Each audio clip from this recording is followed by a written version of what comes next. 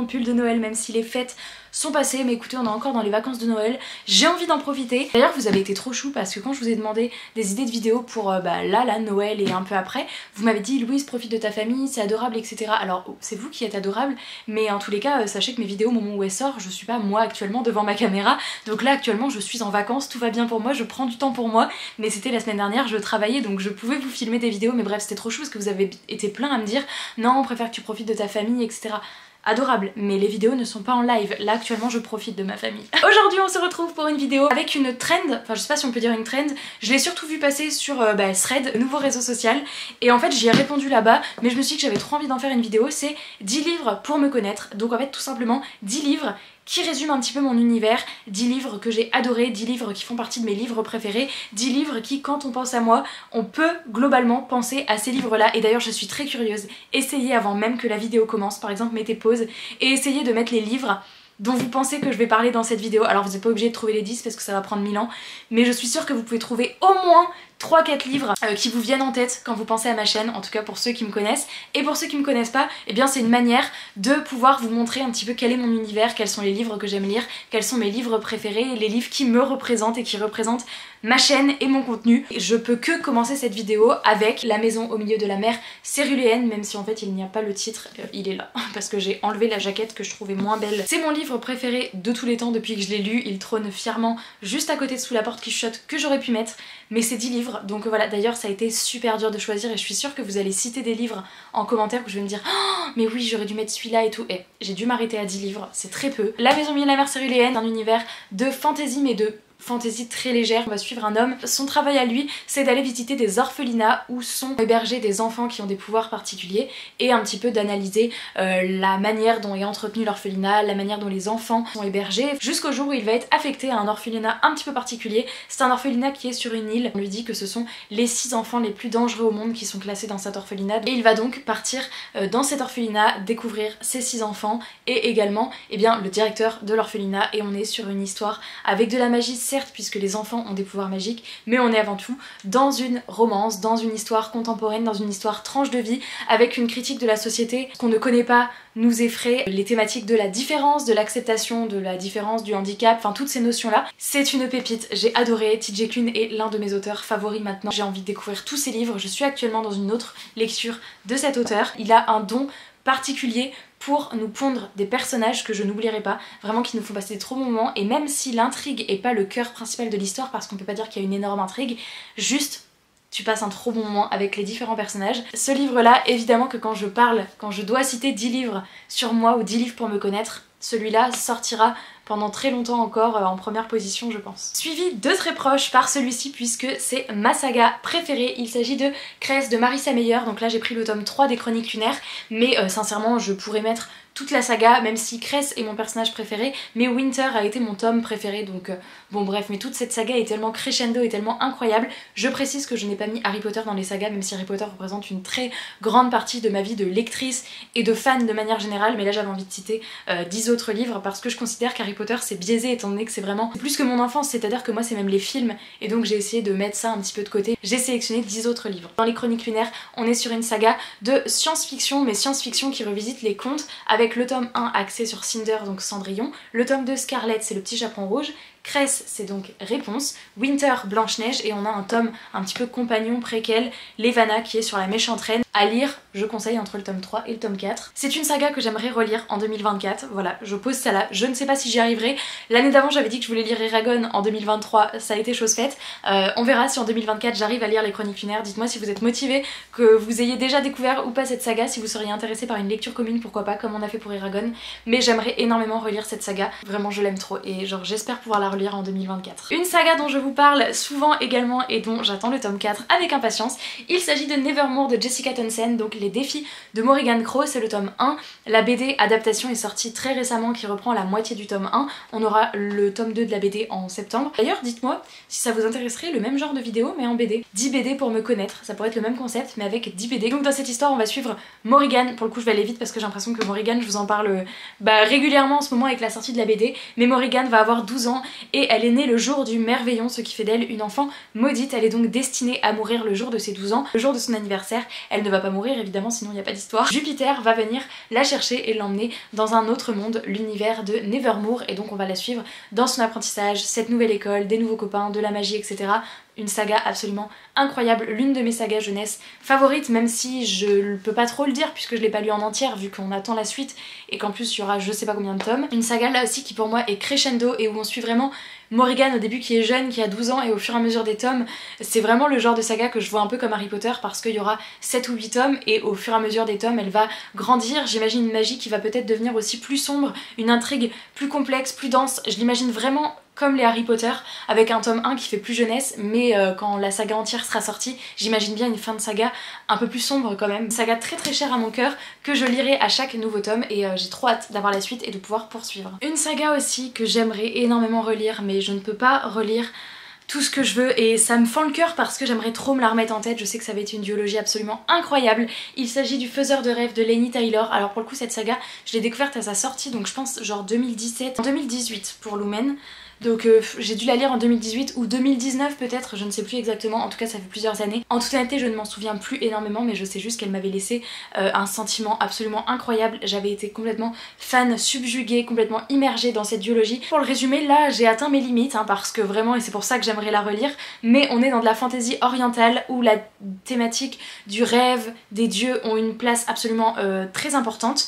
Et avec des personnages que j'avais tellement aimés, un monde tellement visuel, la plume très très poétique, et je sais que la plume c'est ce qui en a freiné beaucoup puisque on va dire que le début du tome 1 est quand même très contemplatif, assez lent, même si moi ça ne m'avait pas du tout dérangé. Je me souviens pas que j'avais ressenti ça, mais quand j'avais lu les avis après, je sais que c'était quelque chose qui était très souvent reproché au tome 1, même si moi je l'avais pas ressenti, mais en soi je suis d'accord. C'est vrai que le début peut être lent, peut être contemplatif, mais c'est d'une telle poésie et c'était si beau, si bien, si incroyable comme univers que je ne peux que vous conseiller. C'est le rêve qui choisit le rêveur et non l'inverse. Genre c'est la baguette qui choisit le sorcier. Ces couves sont incroyables. Celle-ci j'aimerais beaucoup la relire aussi, mais je suis pas sûre que je pourrais faire les chroniques lunaires et le faiseur de rêve, donc je ferais peut-être l'un des deux. Dites-moi si vous avez une préf, vraiment une duologie incroyable. Un livre dont j'ai quand même plus de souvenirs puisque c'était le meilleur livre de 2022, si je dis pas de bêtises, je crois que c'était ma meilleure lecture de l'année dernière. Il s'agit de Prospérine, virgule point et la phrase sans fin de Laure d'Argelos. J'en ai tellement parlé, je vous bassine avec ce livre, un peu comme tous ceux dont je vous parle depuis tout à l'heure. Mais il est tellement bien ce livre, il mériterait tellement d'être lu par encore plus de personnes, c'est tellement un ovni et on est dans un livre qui est une vraie ode à la littérature puisqu'on est dans un petit village qui s'appelle Demi-Mot. Les habitants polissent et réparent des lettres, tout tourne autour de la littérature, des lettres, des mots, etc. Et on va suivre Prospérine qui elle ne fait jamais rien comme tout le monde et qui elle est plutôt fleuriste dans une petite boutique jusqu'au jour où elle va arriver dans sa boutique et découvrir un corps. Donc on est dans cette ambiance un petit peu cosy mystery où elle va essayer de trouver le coupable, de trouver ce qui s'est passé puisque ça va être rapidement classé sans suite comme un accident, mais elle n'y croit absolument pas. Et on est dans cet univers un peu loufoque, un peu barré, tellement original, où il y a cette ambiance de meurtre à résoudre. Il n'y a pas d'autre mot qu'ovni littéraire pour moi parce que on est dans un univers que je n'avais lu nulle part ailleurs. Il peut y avoir un côté où on accroche ou on n'accroche pas parce que c'est tellement barré, mais en fait j'ai l'impression que tous les livres de cette autrice sont comme ça et elle a une incroyable imagination. Oh, j'avais oublié que j'avais mon petit marque-page de Prospérine ici. J'ai lu un deuxième livre d'elle que j'ai aussi énormément aimé et il m'en reste un dans ma pile à lire, donc je suis trop contente. Mais vraiment Prospérine, il faut lire cet ovni littéraire, vous n'aurez pas eu une autre lecture comme ça. Genre c'est presque sûr. Comment parler de 10 livres qui me représentent sans parler du grand Pierre Bottero avec La Quête des Willan. Donc là j'ai pris La Quête des Willan mais ça pourrait inclure Les Mondes et même Elana maintenant que j'ai presque terminé. Je voulais mettre Pierre Bottero, c'est sûr, un peu comme Marissa Meyer et TJ Klune, ça fait partie de ces auteurs où je pourrais mettre n'importe lequel de leurs livres et ça passerait. Mais La Quête des Willan c'est quand même par ça, j'allais dire c'est par ça que j'ai commencé et pas du tout, moi c'est Les âmes croisées. Mais bref, La Quête des Willan, iconique comme saga en fantasy jeunesse, saga que je ne cesse de conseiller dès qu'on me demande. Ma fille adore la fantasy, elle a déjà lu ci ça, qu'est-ce que tu lui conseilles en fantasy jeunesse? La Quête des Willan si c'est pas déjà lu. On va suivre Camille qui est une humaine et qui vit sa petite vie ordinaire jusqu'au jour où elle va être en plein milieu de la route, elle va échapper de peu à un accident de la route avec un camion qui a failli l'écraser et prise d'une énorme frayeur, elle va bondir sur le trottoir et elle ne va pas du tout se retrouver sur le trottoir mais plutôt dans une forêt. Elle a effectué ce qu'on appelle un pas sur le côté et elle se retrouve donc dans l'univers l'univers de Gwendalavir et va commencer une énorme quête de fantasy. Même si le pitch peut paraître assez classique parce qu'on est sur un livre en plus qui est sorti il y a plusieurs années maintenant, hein, c'est une saga qui n'est plus toute jeune. Beaucoup d'ailleurs ont découvert Pierre Bottero dans leur jeunesse, mais là pour moi c'est vraiment le génie de Pierre Bottero et son incroyable plume. Il fait partie des plumes les plus poétiques que je n'ai jamais lues et il a cette capacité et cette force à faire des phrases qui même parfois juste pour dire ok ou une phrase en 3 mots, les mots sont tellement utilisé avec justesse. Il a une plume magnifique, ça fait partie des plumes que je pourrais reconnaître entre énormément de plumes et il y a peu d'auteurs où je pourrais dire ça. Donc voilà, Pierre Bottero indispensable et il fera toujours partie de mes tops à vie, c'est une évidence. Comment parler des livres qui me représentent sans parler d'Eragon de Christopher Paolini?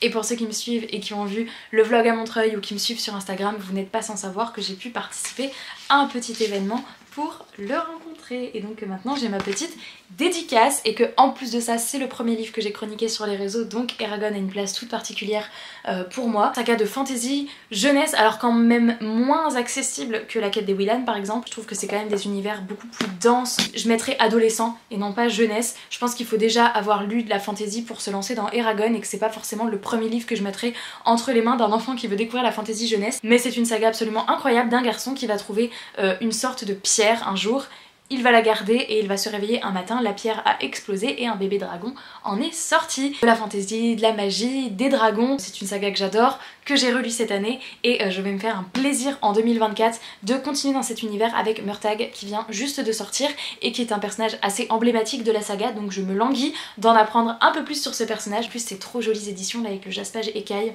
Incroyable. Un petit peu de jeunesse avec deux sagas dont je vous parle très souvent, la première étant Aurora de Vashti Hardy, donc là c'est le tome 1, l'expédition fantastique, c'est une trilogie et les 3 sont sortis, cette saga est absolument incroyable, pareil je la recommande sans cesse et pour l'instant tous les retours que j'ai ce sont des gens qui ont énormément apprécié cette saga. Déception de ne pas entendre plus parler, franchement cette saga je l'ai très peu vue passer sur les réseaux, vraiment si vous avez des enfants dans votre entourage c'est la saga à offrir. On va suivre deux jumeaux qui apprennent que leur père est décédé lors de la dernière expédition pour laquelle il est parti, il est explorateur et il ne rentre pas. Les jumeaux sont persuadés qu'il s'est passé un truc pas clair donc ils vont eux-mêmes embarquer à bord de l'Aurora qui est un dirigeable avec tout un équipage et ils vont partir sur les traces de leur père. Donc on est dans un voyage, dans une aventure avec tout un équipage haut en couleur, des histoires d'amitié, de famille mais également avec une aventure, des créatures, avec des méchants etc. Tout ce qui marche à merveille dans un jeunesse avec certes des révélations qu'on peut voir venir et d'autres un peu moins mais en fait il fait tellement bon vivre avec cet équipage. J'ai eu un énorme coup de cœur pour les personnages,